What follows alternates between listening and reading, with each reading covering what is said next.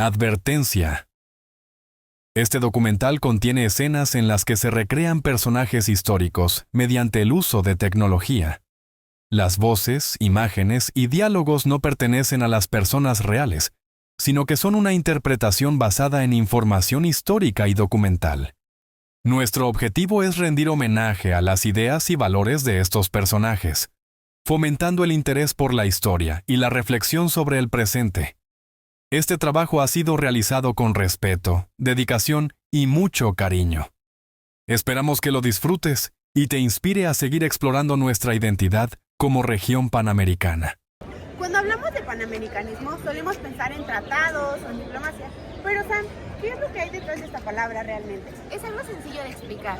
Pan significa todo y americano abarca un continente entero, desde Alaska hasta la Patagonia. Es la idea de que pese a culturas, idiomas y fronteras, existe un proyecto común para convivir en paz. Ese proyecto surgió en el siglo XIX, cuando las nuevas repúblicas rompían con el colapso del Imperio Español. Había miedo a las intervenciones extranjeras y esperanza de unidad. Pero no era un bloque uniforme, cada país tenía sus intereses. El reto era construir un nosotros americano. Y es que México, al convertirse en república en 1824, vio la pronta necesidad de entablar diálogos con otros países, ejemplo, países vecinos, no solamente potencias europeas. Quizá la mejor manera sea verlo con nuestros propios ojos. Ven, Mar, traes a todos.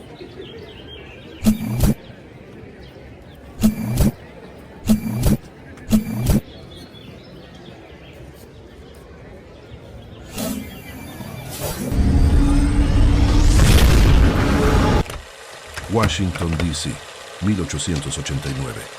Primera Conferencia Panamericana. Estamos en la primera conferencia panamericana. Aquí se sentaron las bases para el diálogo hemisférico. Señores, México propone que los estados americanos resuelvan sus diferencias por medios pacíficos y mediante el arbitraje. Rechazamos la guerra como instrumento de política. Arbitraje, algo pionero para la época, ¿no? En 1889, la práctica diplomática estaba dominada por grandes potencias. México apostó por la igualdad jurídica de todas las naciones americanas. Creíamos en el valor del derecho internacional como herramienta de justicia, no de poder.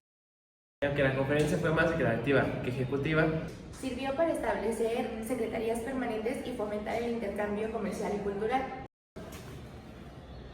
Fue un primer paso en el cual temas de migración, ferrocarriles, aduanas debían tratarse juntos. Ustedes vienen del futuro. Entonces sabrán que este pequeño acto diplomático sembró una idea que resistió guerras, dictaduras y crisis. América puede hablarse como iguales. Y de ahí al siguiente encuentro. Palacio Nacional de Ciudad de México. ¿Cómo hiciste eso, Sam? Bueno, la segunda conferencia panamericana se celebra aquí, en Casa de Juárez. Bueno, en el mismo recinto, pero renovado. La soberanía de los pueblos debe respetarse. Mi célebre frase, al margen de la ley nada, por la ley todo, aplica también a las relaciones internacionales. Señor Juárez, ¿cómo imaginaba usted la unidad americana en su tiempo? No buscaba confederación ni hegemonía. Pensaba en cooperación. Científicos compartiendo sus descubrimientos, comerciantes intercambiando bienes, estudiantes de una patria común. Juárez ya concebía un intercambio cultural y académico. Y esa idea evolucionó. Pero el respeto mutuo fue siempre la base. ¿De qué sirve un tratado si el poderoso impone y el débil obedece? Lo panamericano, para ser justo, debe ser horizontal. Como si ya vislumbrara lo que sería la Organización de Estados Americanos décadas después. Exacto, la unión sin libertad es sometimiento. ¡Miren, ese no estaba! ¿Quién? La doctrina Estrada no se construyó solo desde el derecho, sino desde las cicatrices profundas de las invasiones y las injusticias. Pero entonces, ¿por qué fue tan importante la doctrina Estrada? La doctrina Estrada fue importante porque defendió la soberanía de México, evitando que juzgáramos a otros gobiernos y protegiendo nuestra independencia frente a presiones extranjeras. Eso explica por qué México no rompió relaciones con Cuba en 1961. Exacto. Preferimos el diálogo aún en desacuerdo. Porque si respetamos la soberanía y la dignidad, no solo evitaremos conflictos, también construiremos una comunidad de iguales. Mediador sin perder voz propia. El respeto no es neutralidad, es principio. Y sin principios, el panamericanismo sería solo un discurso vacío. México no puede imponer su voluntad a otras naciones ni aceptar imposiciones extranjeras. Por eso defendemos el principio de no intervención. Y ahora nos vamos a... Espérate, yo lo hago. Bogotá, Conferencia Interamericana de 1948. La posguerra transformó el orden mundial y en América surgió la OEA. México firma la Carta de la Organización de Estados Americanos el 30 de abril de 1948, comprometido con la paz, la democracia y los derechos humanos. Con la firma de esta carta, México reafirma su compromiso con la paz, la justicia y la cooperación entre las naciones del hemisferio. No venimos a imponer, venimos a construir. ¿Por qué Bogotá y no Washington? Buscamos descentralizar la influencia. Fue un gesto de igualdad hemisférica. Y en plena Guerra Fría, ¿cómo influyó esto? Permitió que los países del sur plantearan alternativas al bloqueo bipolar. México abogó por un continente no alineado. Montaje de archivo. Observadores electorales, reuniones de CIDH, debates en la Asamblea General. A lo largo de décadas, México ha enviado misiones de observación electoral. También apoyó la creación de la Comisión Internacional de Derechos Humanos en 1959 y ha defendido sistemáticamente la Carta Democrática Interamericana. Pero en 1962, México se abstuvo a la expulsión de Cuba. ¿Por qué? Para no deslegitimar la soberanía cubana, siguiendo la doctrina Estrada. Y en 1973, México fue sede de observadores en Chile tras el golpe. Quiso garantizar un proceso justo. Grupo de Contadora. Década de 1980. México, Colombia, Panamá y Venezuela buscaron mediar en Centroamérica. Facilitamos negociaciones en Nicaragua, El Salvador y Guatemala. Queríamos evitar que la Guerra Fría se convirtiera en guerra civil regional. En 2002, México criticó el golpe a Caracas, sin embargo, mantuvo relaciones diplomáticas. México apuesta por la resolución pacífica incluso ante regímenes controvertidos. Prefiere ser puente, no muro. Ubicación Cancillería de México. Pero para eso deberíamos consultar con un experto, ¿no crees? Tienes razón, deberíamos llamarle. Déjame ver si tengo señal. Ojalá no esté. Hola a todos. Hoy en día, ¿cómo ve México a la OEA? Participa en todas las instancias. Derechos humanos, seguridad, desarrollo sostenible. Pero enfrenta críticas por su eficacia. ¿Y se puede renovar el panamericanismo?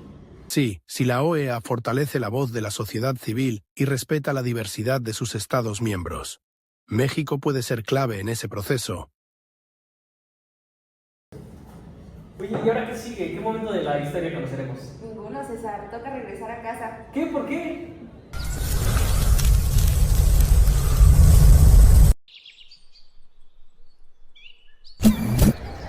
Viajamos por más de 150 años de historia. Vimos cómo México propuso diálogo, no dominación. Puso principios antes que intereses. Y el panamericanismo no es solo recuerdo.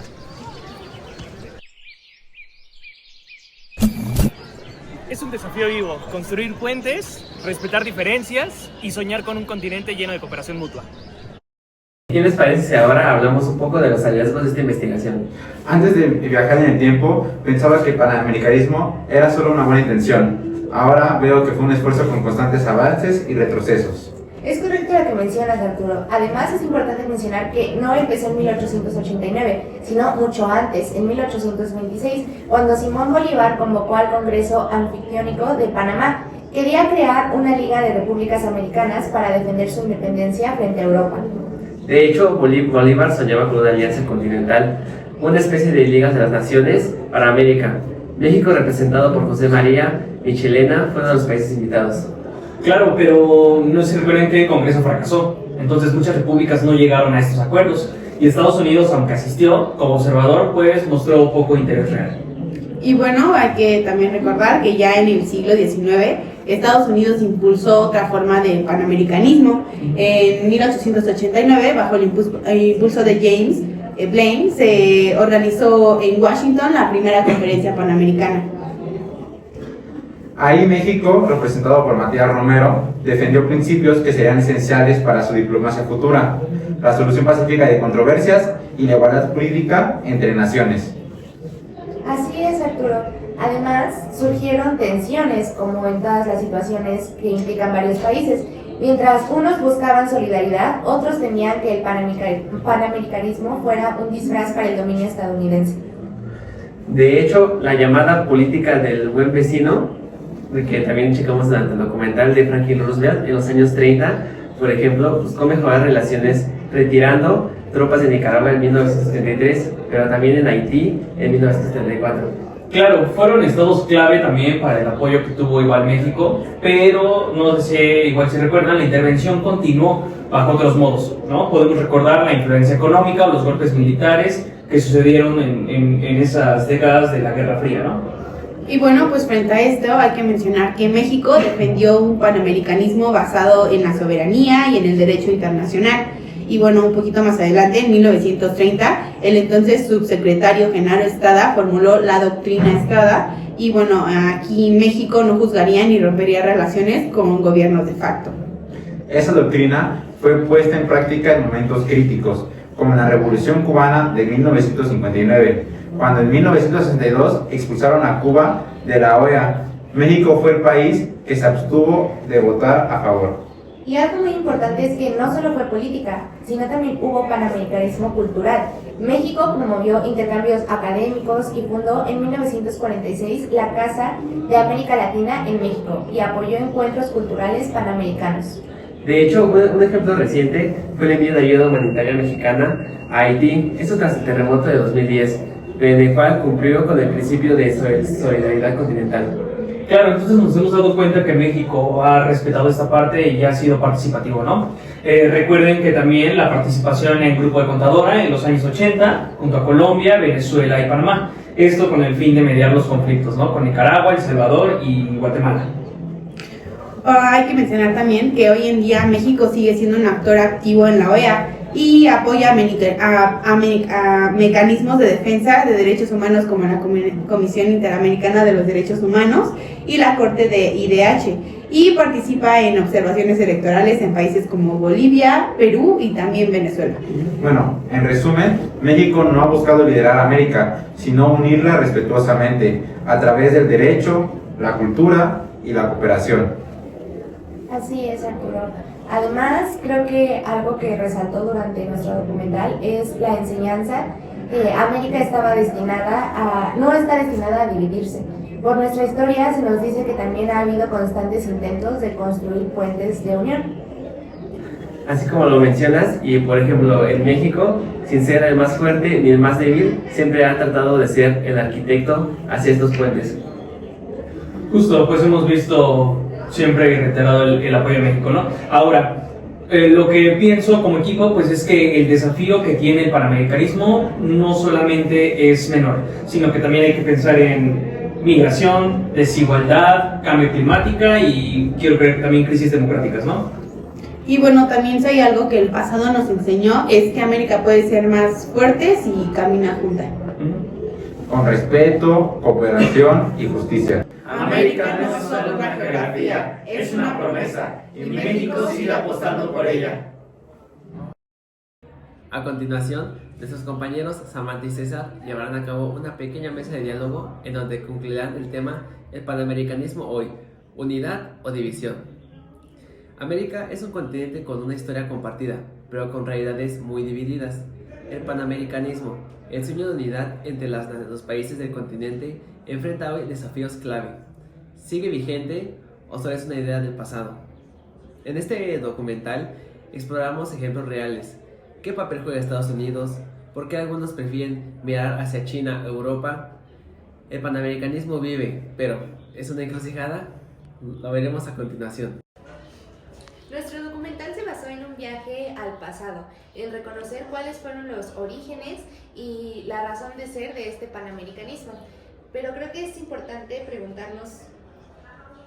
Yo pienso, y el equipo piensa, que realmente el panamericanismo tuvo una gran influencia en el siglo XX. Pero ahora, en el siglo XXI y hoy en día en 2025, con todas estas ideologías políticas que tienen tanto las potencias hegemónicas como mismas diferencias ideológicas que se tienen aquí en América Latina, junto con Estados Unidos, ¿realmente existe el panamericanismo hoy en día? ¿Está en crisis? ¿Qué es realmente lo que está pasando hoy en 2025? A lo que investigamos, más bien actualmente es una ideología un poco en crisis, debido a que pues cada país tiene sus propias aspiraciones, pero al final del día sigue siendo el espíritu de conectar con las raíces y de hacer ver que todos son parte de un mismo lado, lo que les hace buscar esta unión, pero en una forma estricta como hace un tiempo se buscaba. Creo que ya no es posible que exista este panamericanismo como tal. Claro. O sea, existe esta cooperación económica, existe esta interdependencia, pero yo creo que ya los ideales han cambiado, ¿no? O sea, a lo mejor México puede estar conectado mediante diferentes alianzas, lo hemos visto igual con diferentes estados, podemos mencionar Mercosur, podemos mencionar CELAC, etcétera, Alianza por el Pacífico, Alianza del Pacífico, pero están divididos, estamos divididos realmente, ¿no? Entonces yo siento que este panamericanismo sí se encuentra en crisis, ¿no, Sam? Entonces, Sam, ¿crees que toda esta parte del panamericanismo también, esta parte que está entrando en crisis, tenga que ver también con el juego que ahorita está entre Estados Unidos y China? Yo pienso que sí, porque es un claro ejemplo de cómo grandes potencias intentan influir en este tipo de regiones de acuerdo a sus intereses, y esto al final del día afecta la cooperación panamericana que se intenta tener. Pero hablando sobre esto, César, ¿tú qué opinas sobre el futuro del panamericanismo? ¿Tú piensas que es actualmente algo utópico o es algo que sí se puede alcanzar, es algo que ya no está vigente? ¿Qué opinas? No, yo creo que ya en esta etapa, que son problemas, ya hay fracturas ideológicas.